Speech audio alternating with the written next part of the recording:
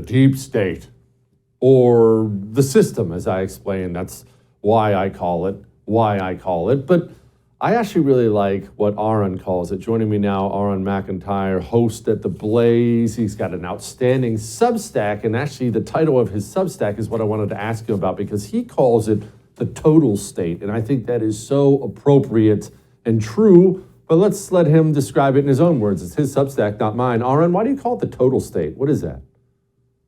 Well, thanks for having me, Jesse. Yeah, the reason I call it the total state is it's so difficult for people today to kind of understand what's happening around them. When we look at, Nazi Germany or Soviet Russia, we understand a total state in that sense, that there's a top-down, specific official authority that is organizing the state and its influence in everything we see around us. But kind of in our Western liberal democracies, we notice that there's a lot of coordination between businesses, government, educational institutions, the media. And we say to ourselves, there's no official Politburo. There's no people who are supposed to be directly coordinating that. But somehow it seems like they're still always on message. Harvard, agrees with the New York Times, agrees with, your CNN outlets. Everyone is kind of in sync. And the question is, if you don't have a specific person doing this, what's going on? And so when I talk about the total state, I'm talking about this decentralized network. Some people have called it the cathedral. It's this network of different influencers, people who share the same values, who have the same ethical framework and the same beliefs, and they tend to share the same class, the same power structure inside Washington and in corporations. And when they all work together, we end up with a total state, one that looks a little different from the ones, of course, that you've seen in the past, but one that nonetheless is very capable of censoring people and controlling the things that they think about, the things that they express, and the way they live their lives.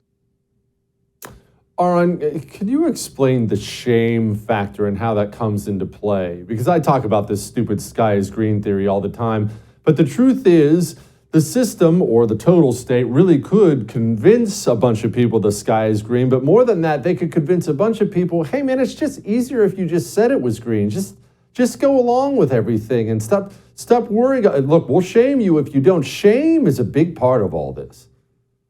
Sure, everybody wants to be popular. Everybody wants to be seen as high class, seen as part of the ruling class. Everyone wants that social status. We can deny that all we want, but that's just how humans work. And so when the people who hand out status, the people who control all the status granting institutions in your society have a particular way of thinking, a particular outlook on social issues, they can ascribe that to other people's viewpoints. And so that's why, for instance, the left loves to portray anybody who has certain positions on, say, marriage or on the way that we should educate our young people. They like to portray those people as backwards. They like to put them in places that have been coded as low class, like, trailer parks, that kind of thing, so that when people push back, they can easily be shoved into a box of being discredited. It's not like everyone who holds those opinions just suddenly disappeared off the planet or suddenly all got put into these low status professions or whatever, but by continually pushing this message, making it clear that if you're one of these people who pushes back, you might not be allowed at the right cocktail parties, you might not be able to access the next rung on the ladder. They make sure to apply that social pressure, which, to be clear, is prevalent in every society. The only question is which outlook is being pushed by those institutions.